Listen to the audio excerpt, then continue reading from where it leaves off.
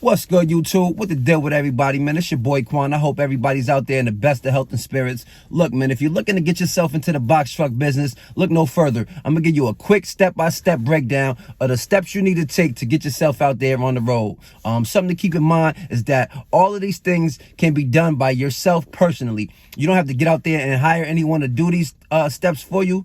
These are all things that you can do your own self and save yourself a little bit of money on your journey. So I hope this video helps anyone out there. If you find it informative, please do me a favor and be sure to hit that like button. Drop a comment for me, man. If you haven't yet already, go ahead and subscribe, man, if you're feeling this content. So let's get right into it. So you're looking to start your own trucking business. The very first thing you need to do is go ahead and form your LLC. You can go ahead and form your LLC by jumping on the Secretary of State website, wherever you located. You want to go to your local Secretary of State website, and from there, you will be able to apply for your Articles of Organization, which is your LLC. Once you have your LLC established, you then want to go over to the IRS.gov website. You go there to, obtain your EIN. Your EIN number is basically your Social Security number for your business. So now once you have obtained your EIN number, you want to go ahead and go create you a business bank account. I suggest going to use one of your local credit unions, just because credit unions have a track record of having better interest rates and more flexibility when it comes to loan and credit and things of that nature. So, whatever's suitable for you, but I recommend going to start your business bank account using a credit union. So now you got the first three steps out the way. You got your LLC, you got your EIN, and you have your business bank account. Once you have these three things, now you can go head on over to the FMCSA website, and there is where you will be applying for your motor carrier authority. Now, your motor carrier authority is going to cost you about $300, and it's going to take 21 days to process. Your operating authority won't be active until roughly 21 days from the time that you file. So while you're waiting for your authority to go active, there's other forms you need to file, such as your BOC3 and your UCR. These filings are fairly quick and easy. I believe it cost me around $100 to complete both of these filings, and they usually process within a day. So, you don't have to go right away as soon as you apply for your authority and file these filings. You can wait a couple weeks, because it's going to take 3 weeks for your authority to go active anyway. So I would recommend maybe waiting 2 weeks. Once you're 2 weeks into the waiting period, go ahead and file your UCR and your BOC3 filings. So once you got your filings out the way, now it's time to find yourself a truck. Now if you find yourself a truck, whatever's suitable for you, whether you're taking the rental route, whether you're financing or leasing a truck, or whether you're outright purchasing a truck. Now, purchasing your box truck is what I would recommend doing. I did not do this the first time around. I actually went the rental truck route.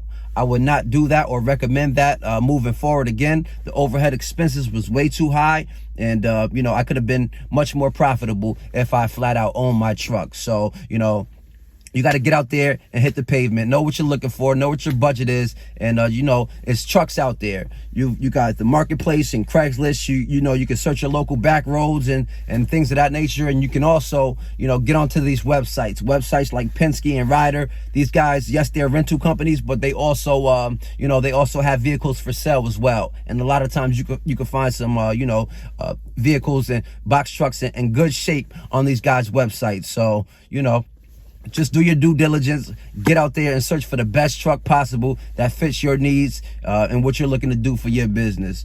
Even if you gotta, get on the road and travel to go purchase your vehicle, get out there and test drive. When it comes to test driving and purchasing your own vehicle, it will be in your best interest to have a diesel mechanic on standby to bring along with you if you are not mechanically inclined yourself.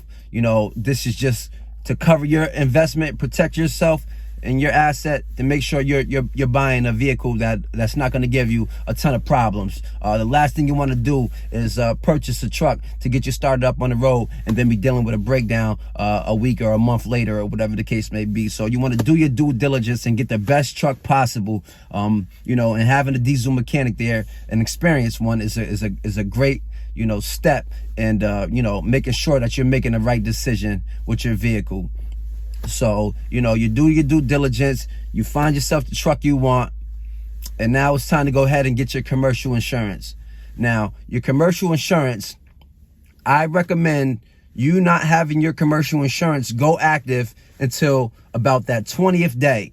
So whenever you file for your operating authority, like I said, it's 21 days until it goes active. So I would recommend you setting your commercial insurance to go active the day before you're set to, go active with your operating authority. That way, by the time your operating authority is active, you're covered by commercial insurance as well. Now, commercial insurance, what I recommend doing to obtain commercial insurance is to work with an insurance broker. You want to find yourself a nice commercial insurance broker. These guys have access to way more companies, way better rates and everything of that nature to fit your company's, insurance. So yeah, find yourself a commercial insurance broker.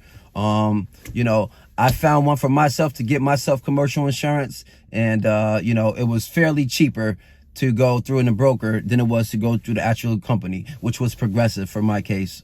For me, what your down payment, what your monthly commercial insurance price is going to be, it's many factors that goes into how much your commercial insurance is going to be. Factors such as the year, make, and model of your vehicle that you're looking to get insured. Factors such as, the amount of coverage you're looking to have. Also factors such as your motor vehicle driving record and your history, any type of accidents or points that may be on your license. All these are factors that, determine the cost of your commercial insurance.